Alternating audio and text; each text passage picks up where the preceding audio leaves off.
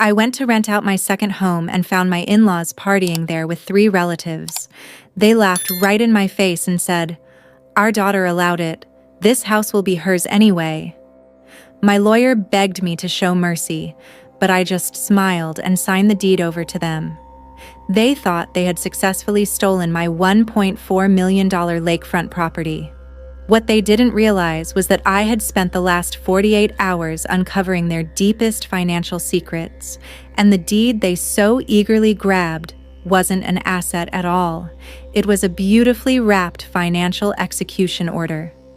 Follow my story until the end and comment the city you are watching from so I can see how far my story has reached. The music was still blasting through my front door when I realized my quiet retirement plan had just turned into a war zone. My name is Eleanor Vance, and at 61 years old, I thought I had finally earned the right to a peaceful life. After my husband Arthur passed away 3 years ago, I was left to manage our assets alone. Arthur and I had worked ourselves to the bone for decades, investing every spare penny into a gorgeous lakefront property in upstate New York. It was completely paid off, pristine, and intended to be the bedrock of my retirement income. With inflation rising, I decided it was time to rent it out to a high-end tenant. I had spent weeks vetting applicants and finally found a wonderful retired couple willing to pay top dollar. We scheduled a walkthrough for a sunny Tuesday afternoon. I drove up to the property, chatting warmly with the prospective tenants in the driveway. But as we walked up the stone path, my heart dropped. The quiet sanctuary I expected was blasting bass-heavy electronic music. The front lawn was littered with empty wine bottles, and the locks on the front door had been completely replaced. Panic turned into absolute fury when the door swung open. Standing there, holding a cocktail in his hand, was Richard, my son Julian's father-in-law. Behind him, lounging on my custom linen sofa, was his wife Brenda, along with 3 of their rowdy extended relatives I'd only ever seen at holiday dinners. They had turned my pristine retirement asset into a cheap party house. When I demanded to know what they were doing in my home, Richard didn't even blink. He let out a loud, mocking laugh and took a sip of his drink. "Relax, Eleanor," he smirked, leaning against the doorframe. "Our daughter allowed it. This house will be hers and Julian's anyway, so we're just getting a head start." The laughter from inside my own house echoed in my ears all the way back to the city. I was shaking so badly I could barely keep my hand steady on the steering wheel, forced to apologize profusely to the prospective tenants I had just humiliated. The moment I pulled into my driveway, I dialed my son, Julian. When he didn't answer, I drove straight to their suburban townhouse. I didn't even knock. I used my spare key, slammed the front door behind me, and found Julian and his wife, Chloe, sitting calmly at the kitchen island. "Your parents are partying at my lake house," I said, my voice trembling but sharp. "They changed my locks, Chloe. Care to explain how they got in?"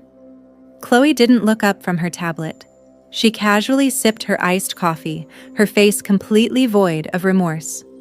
"Oh, relax, Eleanor," she said with a dismissive wave of her hand. "My parents were feeling incredibly stressed, and they just needed a nice vacation spot for a few weeks. I gave them my emergency key set.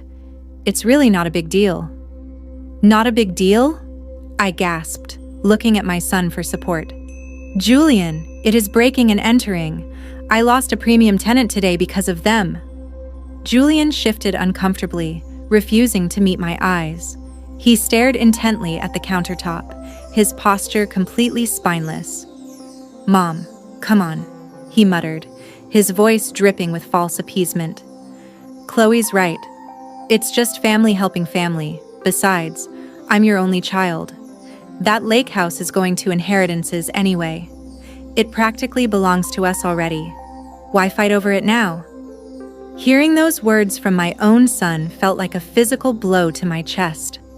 Chloe smiled smugly, realizing she had completely brainwashed him. The smug smile on Chloe's face told me everything I needed to know. Arguing with them right now was completely useless. If I threw a tantrum or threatened to call the police immediately, they would just tip off Richard and Brenda, give them time to clean up, and spin a narrative to make me look like a cruel, unhinged grandmother. I needed to be smarter. I forced a deep breath, dropped my shoulders, and looked down at the floor, pretending to be utterly defeated by Julian's words. "Fine," I whispered, forcing a tight knot of fake tears into my voice. "If that's how you all feel, I guess I can't stop you." Chloe chuckled softly, victorious, while Julian let out a sigh of relief, thinking the conflict was over. But the moment I stepped out of their townhouse and clicked my car doors locked, the fake sadness vanished. A cold, calculating clarity washed over me. They thought I was just a weak, grieving widow they could easily push around and rob in broad daylight. They had no idea who they were dealing with. Instead of driving home to cry, I pulled over and dialed Marcus Vance, Arthur's cousin and a highly respected corporate attorney.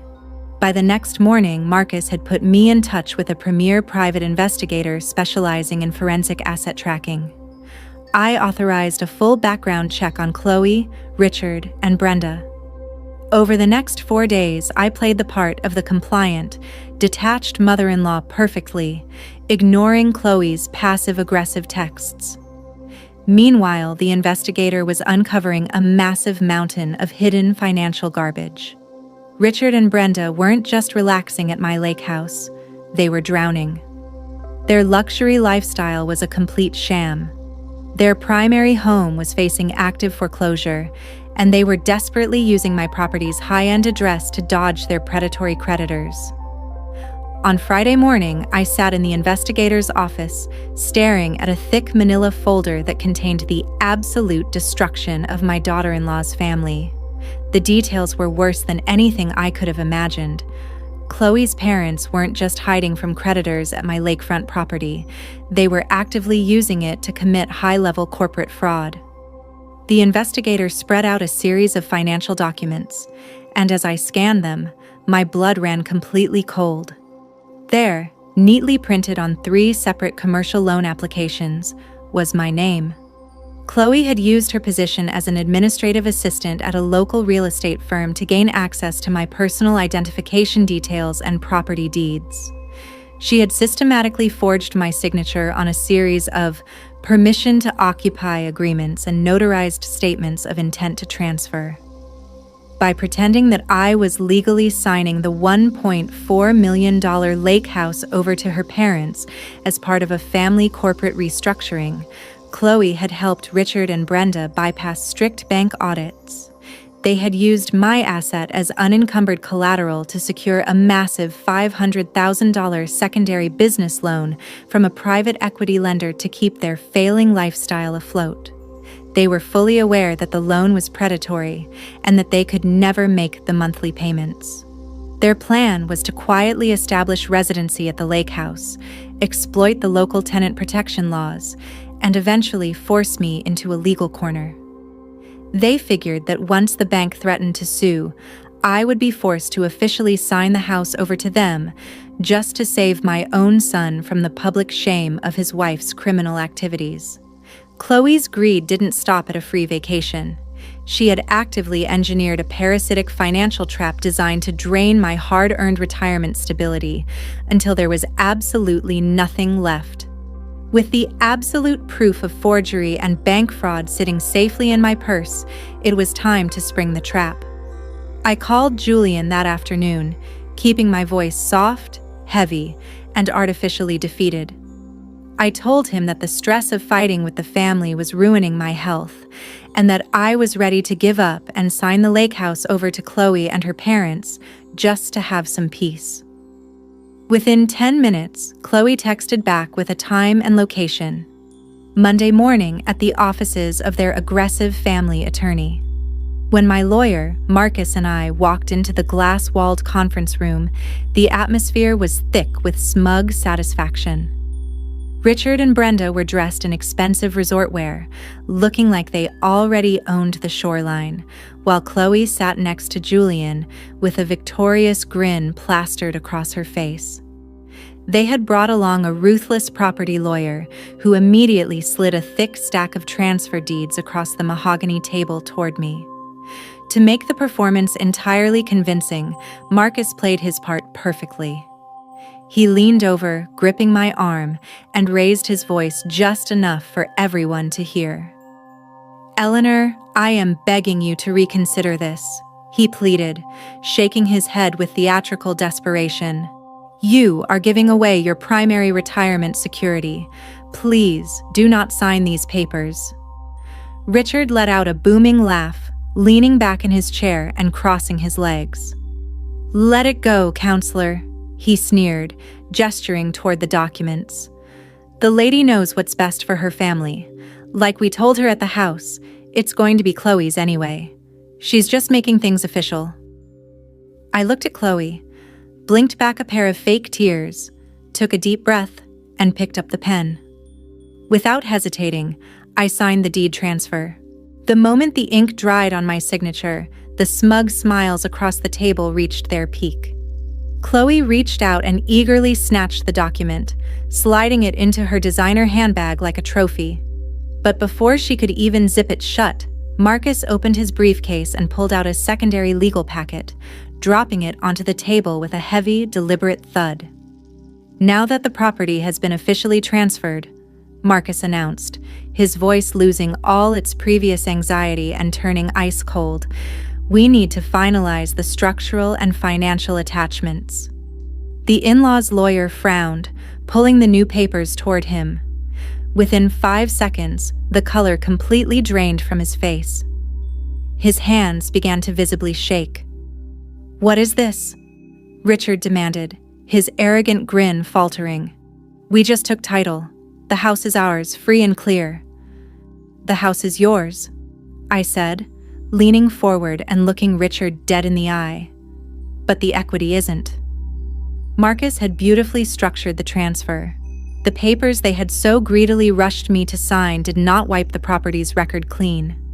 Instead, by taking immediate ownership of the deed, Richard and Brenda had legally assumed absolute liability for the property in its current state, and its current state was a financial execution order. Earlier that morning, Marcus had successfully moved the actual $1.4 million of cash equity into an untouchable, private retirement trust fund under my name.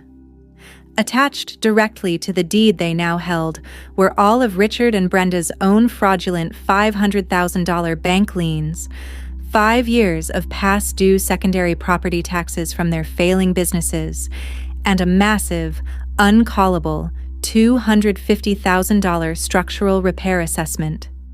They hadn't stolen a luxury asset. They had just legally signed themselves into $750,000 of immediate crippling debt. The panic in that conference room was absolute poetry. Chloe screamed at her lawyer to fix it, but there was nothing to fix. They had aggressively rushed a blind transfer without a title search, and they were officially trapped. Within 3 months, the predatory lenders they had defrauded came knocking. Unable to refinance due to their atrocious credit, Richard and Brenda were forced into total financial liquidation, losing their primary home to foreclosure and filing for corporate bankruptcy. The shockwave tore their family apart. When Julian finally saw the absolute proof of the forgery and fraud his wife had engineered, the wool was pulled from his eyes. He realized Chloe had used him as a pawn to rob his own mother. Disgusted and deeply ashamed, Julian filed for a messy divorce, and Chloe is currently facing active criminal investigations for bank fraud and identity theft. As for me, I didn't waste a single tear on them. Marcus successfully liquidated the lakefront property's underlying trust assets, and I used the funds to purchase a breathtaking, sun-drenched coastal cottage in Carmel, California. It is completely private, paid for in cash, and surrounded by a beautiful garden that looks directly out over the Pacific Ocean. I finally have the peaceful, secure retirement that Arthur and I always dreamed of, entirely free from parasitic entitlement. Now, I'm incredibly curious about all of you who have stayed to listen to my journey. What would you have done if your own family treated your hard-earned property like a free giveaway? Would you have shown mercy, or would you have served them the same financial poison pill? Comment below and let me know. In the meantime, I'm leaving 2 other incredible channel favorites on the screen that will definitely surprise you. Thank you for watching until the very end.